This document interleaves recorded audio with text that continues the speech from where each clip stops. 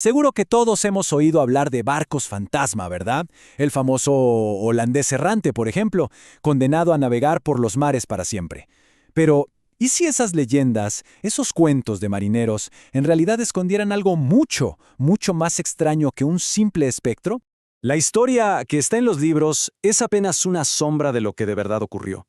Detrás de todo lo que creemos saber sobre el siglo XVII, se estaba librando una guerra secreta. Una guerra que definió esa era y de muchas formas la nuestra. Soy el narrador y esto es Crónicas Olvidadas.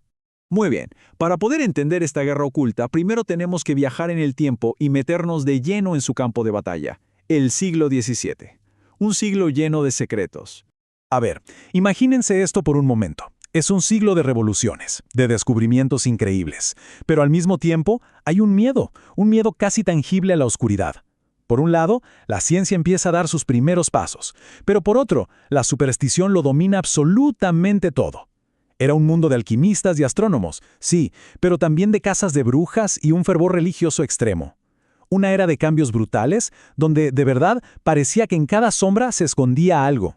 Y claro, la historia oficial nos da los grandes titulares, ¿no? Que si los holandeses en Nueva York, que si la revolución que sacudió Inglaterra, nos cuentan cómo la alquimia, con todos sus secretos, poco a poco se fue transformando en ciencia.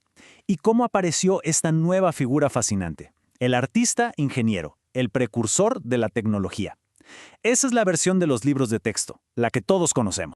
¿Pero qué estaba pasando realmente detrás de ese velo? Bueno, es momento de correr la cortina y ver la maquinaria que de verdad movía los hilos. Aquí es donde todo cambia, porque cada evento que conocemos era solo el eco de una batalla oculta. La colonización de América no era solo por territorio, era una guerra de la séptima generación contra los pueblos nativos y sus espíritus. Las famosas casas de brujas, una cortina de humo perfecta para esconder peleas entre facciones que sí practicaban magia. Los avances en la óptica, impulsados en secreto por los artífices que buscaban moldear las leyes de la física. Incluso la Revolución Inglesa era solo el reflejo de una guerra civil dentro de la Orden de la Razón. O sea que el punto clave es este. Olvidémonos de la idea de un progreso tranquilo y ordenado. El siglo XVII fue, nada más y nada menos, que una guerra mundial clandestina, con un montón de frentes y facciones peleando por el futuro. Una guerra por el alma. Y esta guerra se peleó básicamente en tres grandes escenarios. En el Nuevo Mundo, las batallas por tierra sagrada eran la manifestación de algo mucho más profundo.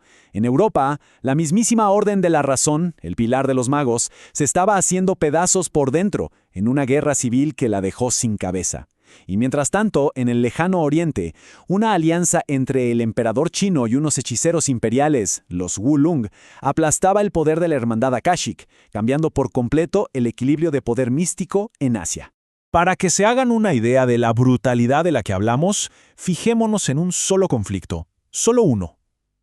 En lo que hoy es Nueva York, había dos fuerzas ancestrales. Por un lado los Uktena, protectores nativos, y por el otro las fuerzas del Worm, pura corrupción. Se desangraron mutuamente peleando por un lugar sagrado. La batalla fue tan salvaje que ambos bandos quedaron destruidos, completamente debilitados. ¿Y qué pasó? Que mientras estos dos gigantes se lamían las heridas, llegó un tercer grupo, los Get of Fenris, y sin más se quedaron con todo.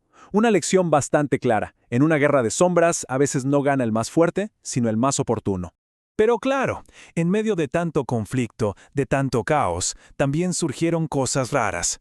Alianzas extrañas, pragmáticas, que unieron a enemigos por pura y simple necesidad.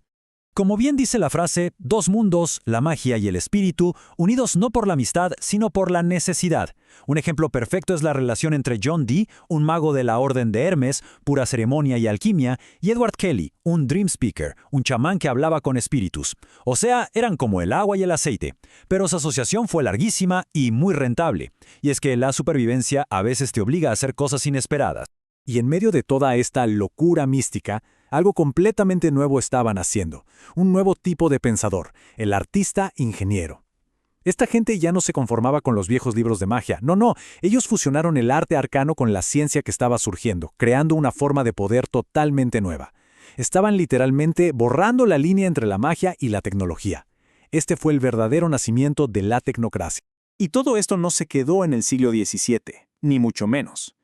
Sus batallas, sus alianzas, plantaron semillas que crecerían en la oscuridad durante siglos. Semillas que han dado forma a nuestro mundo de maneras que apenas empezamos a entender.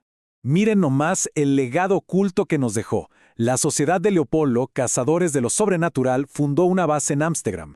Las raíces de las tríadas chinas se hunden en esa pelea entre los Wulung y los Akashic. La poderosa confederación iroquesa se formó para hacer frente a toda esta presión, tanto colonial como sobrenatural. Incluso entidades primordiales, los Earthbound, quedaron tan debilitadas que cayeron en un sueño profundo. El mapa del mundo oculto se redibujó por completo en este siglo. Y esto nos lleva a una última pregunta, una que da un poco de vértigo, ¿no? Si la historia que conocemos es solo una fachada, ¿cuántas de las instituciones, de los conflictos, de las creencias que damos por sentadas hoy en día, tienen su verdadero origen en las sombras de esta guerra secreta del siglo XVII? La historia está llena de secretos esperando. Hay crónicas que simplemente se niegan a ser olvidadas. Si esta búsqueda les interesa, suscríbanse para que podamos desenterrar juntos la próxima.